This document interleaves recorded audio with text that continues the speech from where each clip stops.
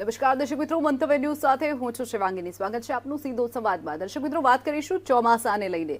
જે રીતે વરસાદ ખૂબ જ ઓછો અત્યાર સુધીમાં વરસ્યો છે અને વાપરવા લાયક ને પીવા લાયક પાણીનો જે જથ્થો બચ્યો છે તે પણ ક્યાંક હવે ચિંતા વધારી રહ્યો છે. તો વરસાદ હવે આ વર્ષે કેટલો રહેશે અને કેટલો પાણીનો જથ્થો બચ્યો છે તો આવનારા સમયમાં ક્યાંક ને ક્યાંક ભર ચોમાસે દુકાળ જેવી સ્થિતિ પણ સર્જાઈ શકે છે. આ તમામ મુદ્દાઓની ચર્ચા કરીશું સીધો સંવાદમાં.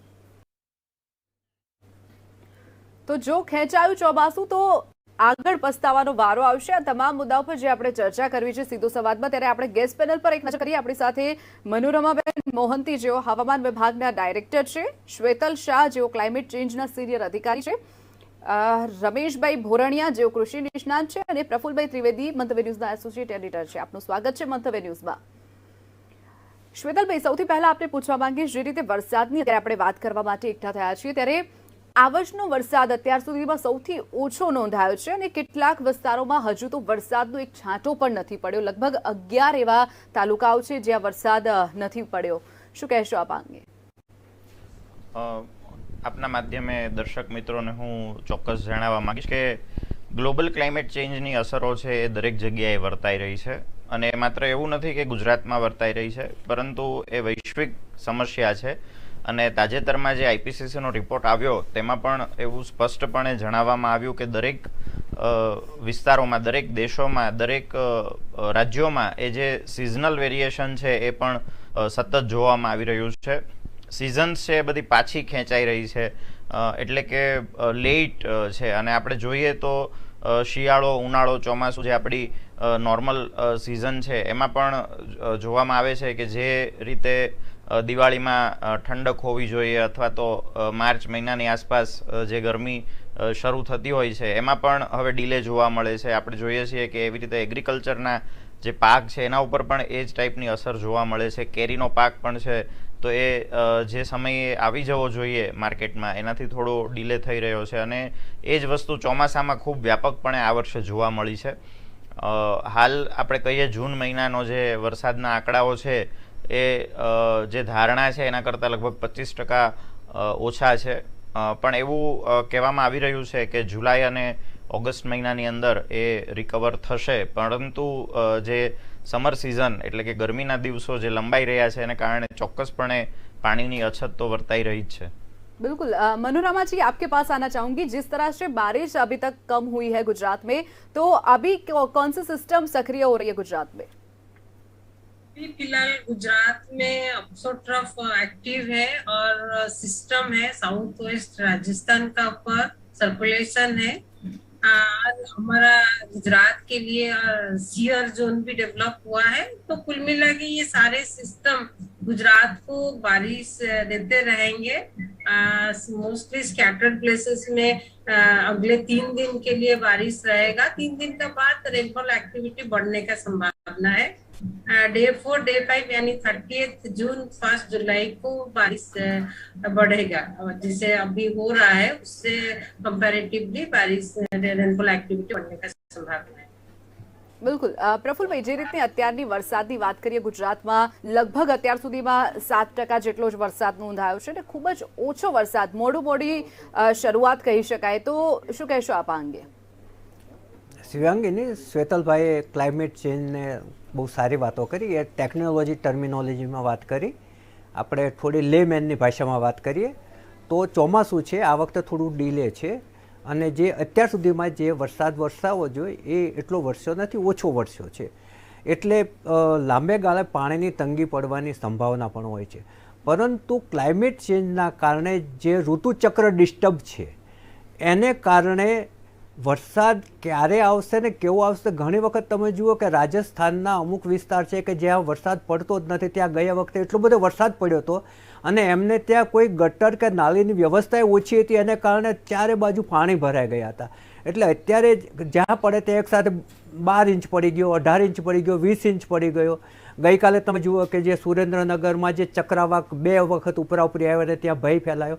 એટલે બધી ક્લાઇમેટ ચેન્જની અસરો છે એ અત્યારે આપણને જોવા મળી રહી છે અને એમાં ઋતુચક્ર ડિસ્ટર્બ છે જ. આ વખતે તમે જુઓ કે ગરમી વહેલી ચાલુ થઈ ગઈ હતી. માર્ચ મહિનામાં એપ્રિલ મે જેવી ગરમી ચાલુ થઈ ગઈ હતી અને ગરમી હજુ લંબાતી જાય છે, જેને કારણે આ ચિંતા ઊભી થઈ છે કે ભાઈ આવતા વખતમાં પાણીની તંગી ઊભી ના થાય. આ વખતે કેવું હતું કે જે વહેલી ગરમી ચાલુ થઈ એને કારણે એપ્રિલ મેમાં જ એવા સંકેતો દેખાયા હતા અને પાણીના કારણે અમુક જગ્યાએ આંદોલનો પણ થયા હતા. સિંચાઈનું પાણી છોડવા માટે પણ આંદોલનો થયા હતા. સુરેન્દ્રનગર જિલ્લાના પાણીની તંગીના એક કૂવામાંથી કેટલી બધી મહિલાઓ એકસાથે પાણી ખેંચે છે એના વિડીયો પણ વાયરલ થયા હતા. અને અત્યારે જે આજની પરિસ્થિતિ એવી છે કે 25 જેટલા ગામો એવા છે કે જ્યાં ટેન્કરથી પાણી આજની તારીખે આપવું પડે છે. અને જો વિસ્તાર વાઇઝ વાત કરીએ તો અરવલ્લી, સાબરકાંઠા, બનાસકાંઠા, મહેસાણા અને સૌરાષ્ટ્રની અંદર બોટાદ, દ્વારકા, સુરેન્દ્રનગર, જામનગર, જુનાગઢ અને મોરબી આ બધા વિસ્તારોમાં છે ને 1% લઈ અને 15% જેટલું જ પાણી જળાશયોમાં અત્યારે સંગ્રહાયેલું છે. એમાં 1% હોય એટલે તો થોડી ગરમી પડે તો પણ એ સુકાઈ જવાની ભીતિ રહે. એટલે જો ચોમાસું લંબાશે તો પાણીની તંગી પડવાની બહુ જ મોટી એક ભીતિ ઊભી થઈ છે. પરંતુ જે મનોરમાબેને કહ્યું કે 5 તારીખથી જે 5 જુલાઈથી ચોમાસું જામશે એ આગાહી હવામાન ખાતાએ કરી છે. અને અગાઉ પણ કેન્દ્રના હવામાન ખાતાએ આગાહી કરી હતી કે આ વખતે દેશની અંદર ચોમાસું છે સારું જશે. એટલે આપણે આશા રાખીએ કે ચોમાસું સમયસર એક સારા વરસાદ લઈને આવે. બિલકુલ રમેશભાઈ, જે રીતે આ વર્ષના વરસાદની વાત કરીએ તો લગભગ જે 4 વર્ષમાં આટલો મોડો વરસાદ નહીં વરસ્યો એટલો આ વર્ષે એટલી મોડી શરૂઆત થઈ છે. ચલો, મોડી શરૂઆત તો થઈ છે, પરંતુ સાથે સાથે વરસાદનું પ્રમાણ પણ એટલું જ ઓછું નોંધાઈ રહ્યું છે. શું કહેશો આપ, રમેશભાઈ? હવે આ વર્ષે જ લેટ ચોમાસું છે એવું નથી. છેલ્લા 4 વર્ષમાં જોઈએ તો 2 વર્ષ પહેલાં પણ છેક જુલાઈ મહિનાના પ્રારંભે ચોમાસું શરૂ થયું હતું. એટલે આખું આમ જોઈએ તો મોડું ચોમાસું શરૂ થાય છે અને પાછળથી લંબાય છે ચોમાસું. એટલે પાકો તૈયાર થવા સમયે પાકમાં બગાડ બેસે છે. એવી રીતે ગરમીમાં પણ એવું જ બન્યું હતું. જેમ હમણાં અત્યારે સાહેબે ક્લાઇમેટ ચેન્જની વાત કરી તો આ વર્ષની શિયાળાથી શરૂઆત કરીએ તો માવઠા પડ્યા. એટલે શિયાળુ પાક જે હતા એના જે ઉતારા હોય વીઘા વરાળે જે મણિકા ખેડૂતને મળવા જોઈએ એ નહોતા મળ્યા. એવી રીતે 15 માર્ચથી આ વખતે ગરમીનું પ્રમાણ વધી ગયું હતું. એટલે જે પાક 90 દિવસે પાકવા જોઈએ 80 દિવસે પાકી ગયા હતા. એને લીધે 10 મણ એક વીઘે થવું જોઈએ એને બદલે 7 મણ 6 મણે ઉતારા આવ્યા હતા. એવી રીતે આખું ડિસ્ટર્બ થવાથી ખેતી પાકો આજની તારીખે તો હજી ખેડૂતોએ બહુ ચેન્જ કરવાનો વખત નથી આવ્યો.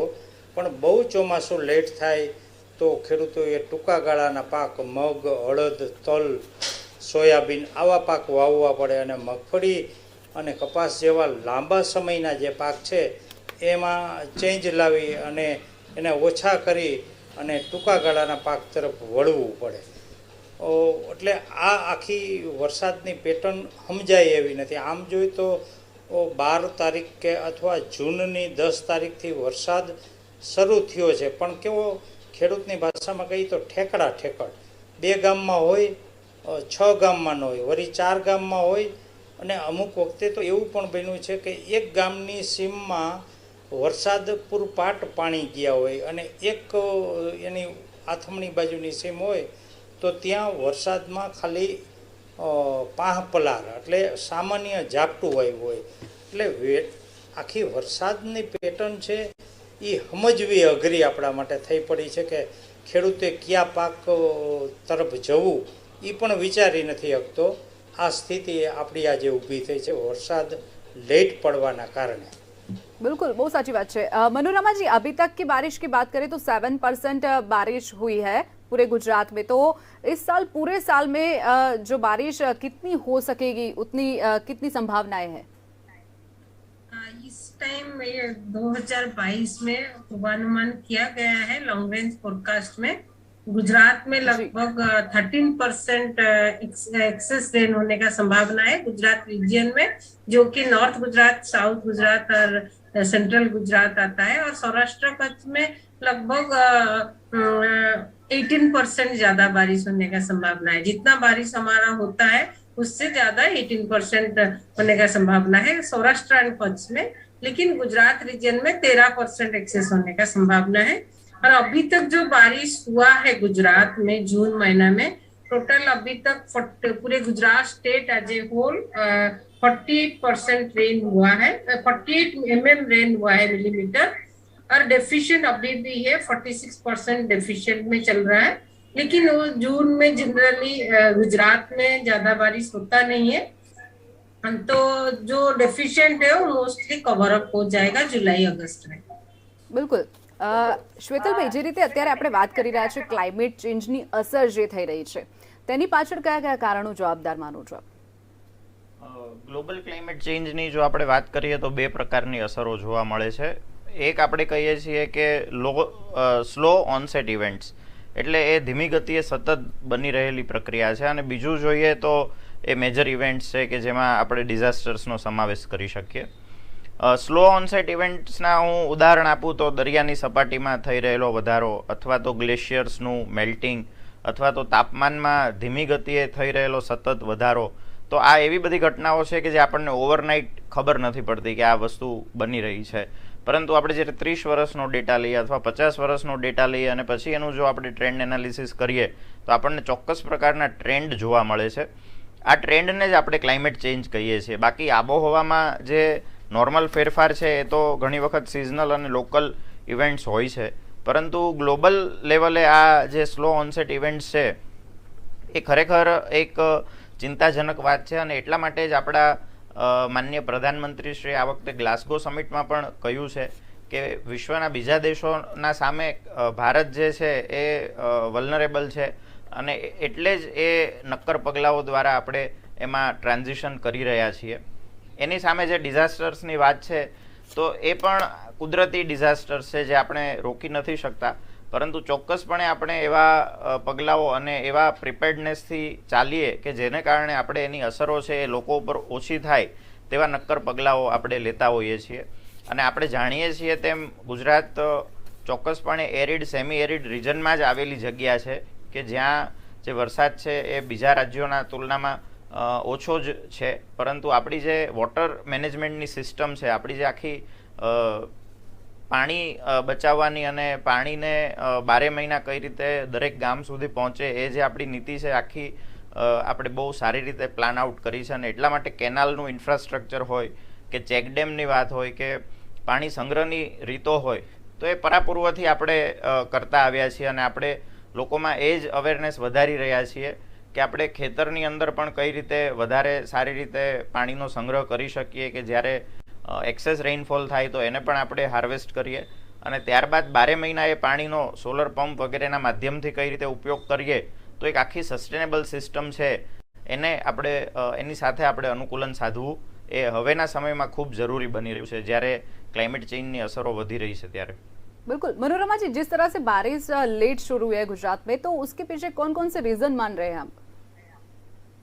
गुजरात में बारिश लेट शुरू नहीं हुआ है, ऑनसेट हमारा जो एडवांस हुआ है 13 जून को, जैसे हमारा नॉर्मल डेट है 15 जून, आज 13 जून को हमारा प्रोग्रेस हुआ है, एडवांस हुआ है, मानसून गुजरात का अंदर आया है.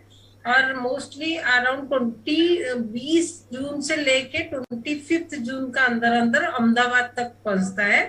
और हमारा पूरे गुजरात कवर हो गया है, मानसून प्रोग्रेस हो गया है, आज ही हुआ है, अप टू दिशा तक गया है.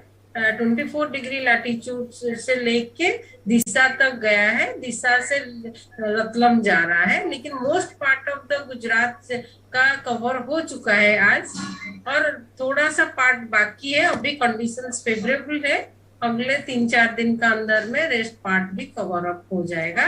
और पूरा एंटायर गुजरात जनरली हमारा 1 जुलाई तक ही कवर होता है, बट इस टाइम जल्दी थोड़ा कवर हो रहा है. बिल्कुल मनोरमा जी, जिस तरह से नॉर्थ गुजरात में हम देखें हर साल की तरह इस साल भी कम बारिश होती है वहां पर, उसके पीछे क्या रीजन होता है? नॉर्थ गुजरात में जनरली कम बारिश होता है। राजस्थान में भी आप देखेंगे तो राजस्थान में सबसे कम बारिश होता है। राजस्थान को आर्जन जैसे हमारा कच्छ और नॉर्थ गुजरात उधर भी कम बारिश होता है। और गुजरात जो अभी एक सर बता रहे थे arid semi arid and arid zone जो है मोस्टली जो सबसे ज्यादा बारिश होता है साउथ गुजरात में।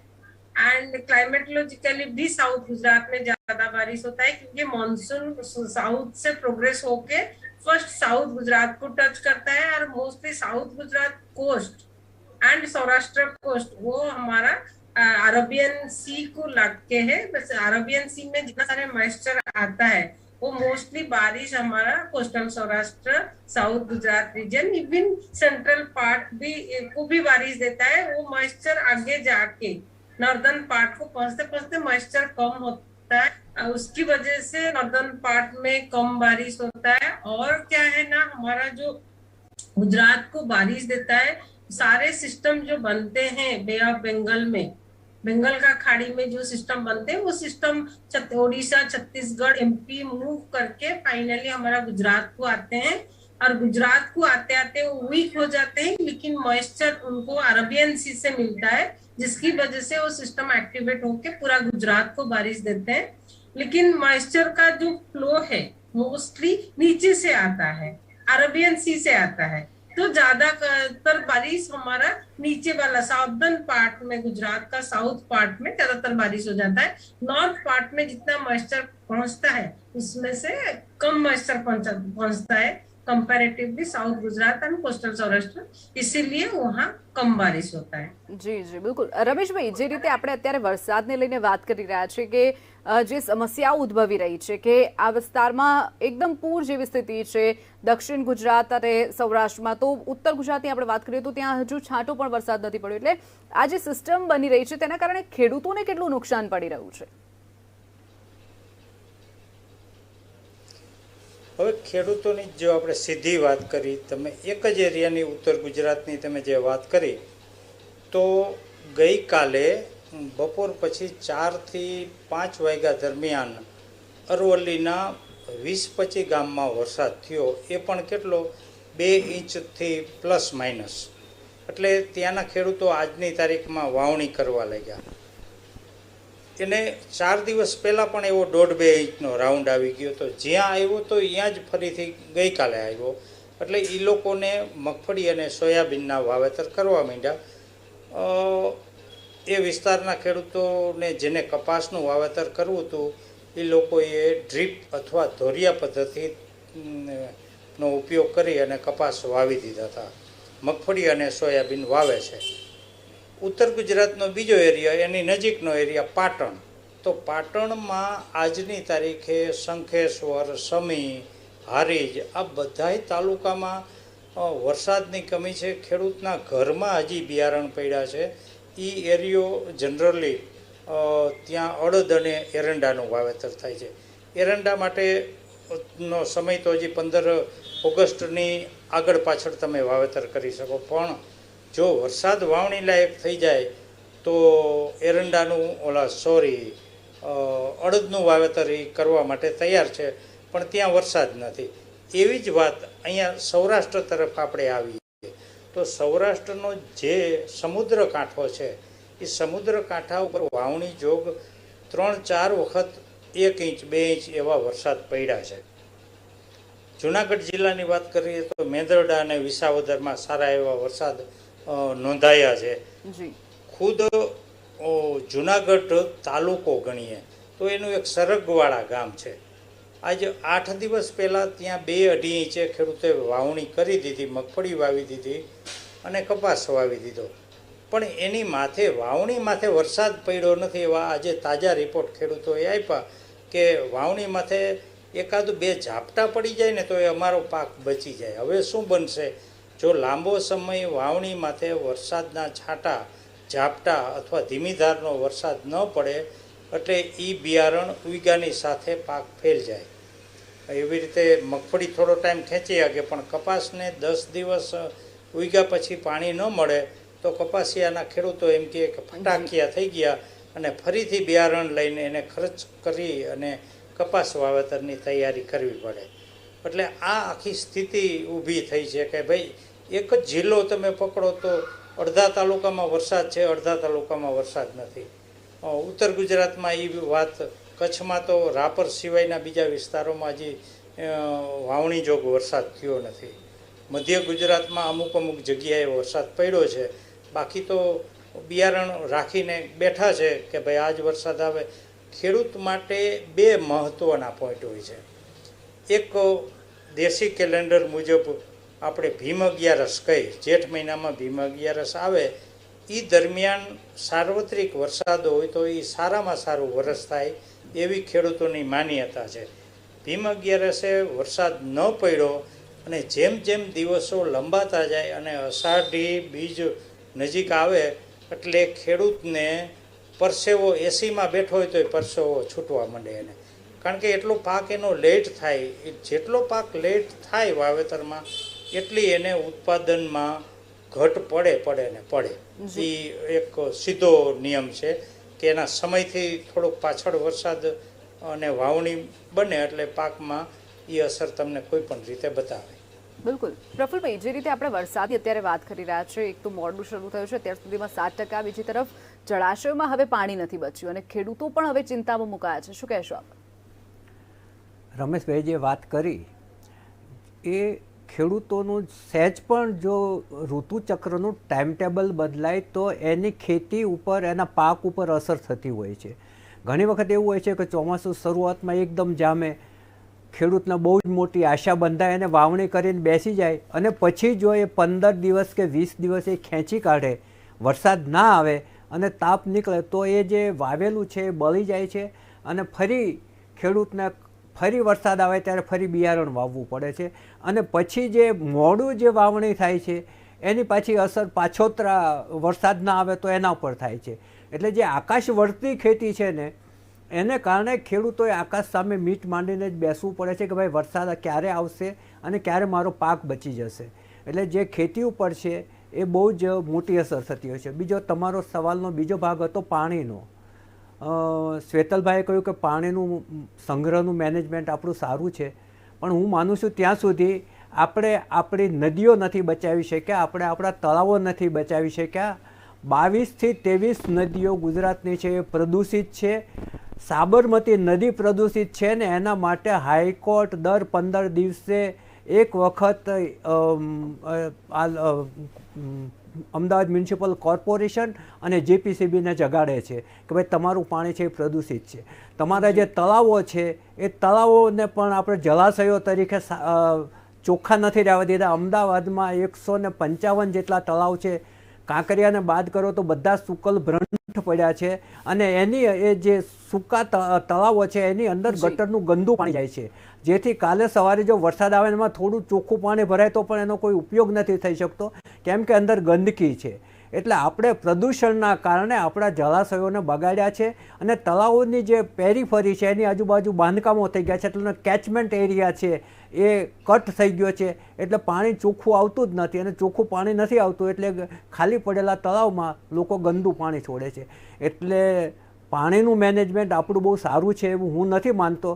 જો આજે આપણા બાપદાદાઓએ ગામો ત્યાં જ વસાવ્યા હતા કે જ્યાં નદી અને તળાવ હોય ત્યાં વસાવ્યા હતા કે જેથી ભવિષ્યમાં એમના સંતાનોને પાણીની તંગી ના પડે, પરંતુ આજે જળાશયોની શું દશા છે એ સૌ કોઈ જાણે છે.